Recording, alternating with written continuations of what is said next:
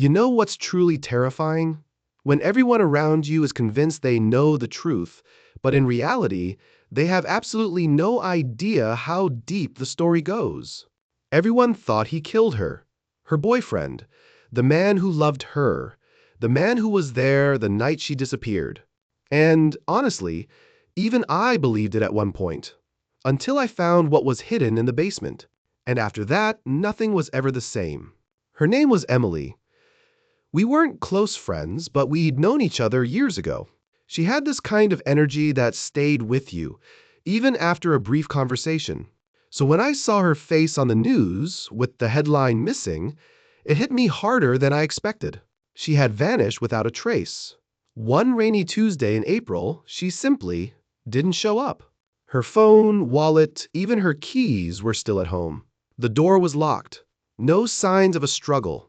No goodbyes, just silence. Her boyfriend Mark was the last person to see her. They'd had an argument, according to him, and she walked out. But there were no cameras, no witnesses, no trail. The police questioned him. The media tore him apart, cold, emotionless, hiding something. That's what they said. Everyone was so sure. Even her own family started to believe he was guilty. But no charges were ever filed. Not enough evidence, just suspicion. That was enough to ruin him. A few months later, Emily's sister reached out to me. They were trying to clean out Mark's old house, the place he and Emily had lived before everything fell apart. She couldn't face it herself, and she asked if I'd help. I agreed, not really knowing why, but something inside me said yes. The house felt frozen, dust on every surface, her shoes still by the door, a half-finished coffee mug on the table. Like time had simply stopped the night she vanished. I was clearing out a closet when I noticed it, a small metal ring in the floorboards, barely visible under an old rug. A hidden trapdoor. I pulled it, but it was locked, sealed tight. My stomach dropped. Something about it felt wrong, or maybe important. I couldn't stop thinking about it.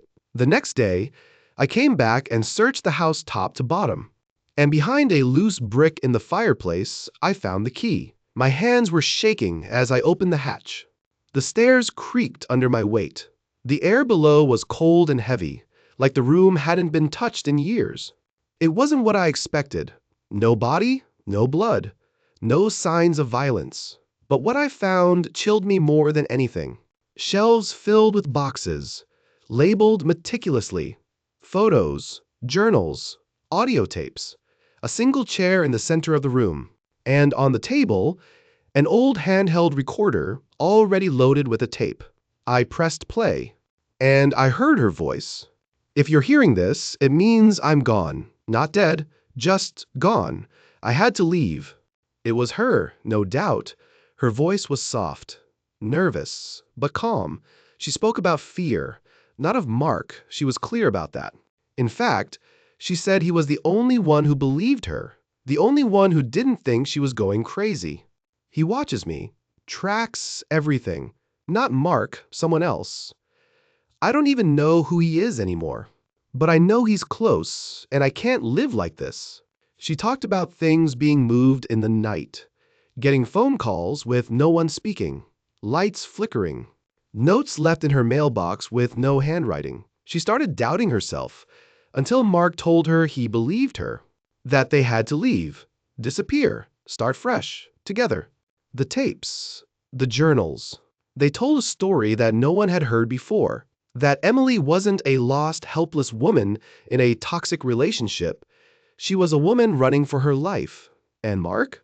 He wasn't her captor, he was her shield. I took everything to the police. At first, they thought it was a hoax, but the handwriting matched. The voice was hers, the dates lined up. Forensic experts confirmed it all. The investigation reopened, quietly. What they discovered shook everyone. Emily had been stalked for years, but not by some stranger or ex, her childhood therapist, a man her parents trusted, someone who had access to her life long after their sessions ended. He'd followed her for years, under different names, different faces, quiet, patient, obsessive. He was arrested 3 weeks after they found the tapes.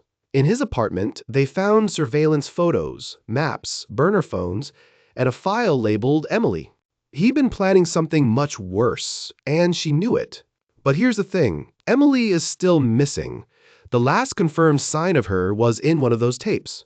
She talked about flying overseas, starting fresh with a new name. Maybe she made it. Maybe she's out there, safe, hiding, watching. I like to believe she is. As for Mark, he left town, cleared of suspicion, but not of the weight of everything that happened. The media never apologized. The neighbors still whisper, but I know the truth now. He didn't kill her. He tried to save her. And if I hadn't opened that basement, no one would have ever known.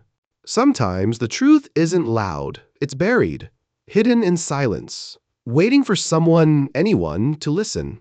Thank you for staying with me until the end. We're building this channel with a dream, to one day reach our first 1,000 subscribers. If you made it this far, if this story meant something to you, please consider subscribing. Your support can help us bring more stories like this to life.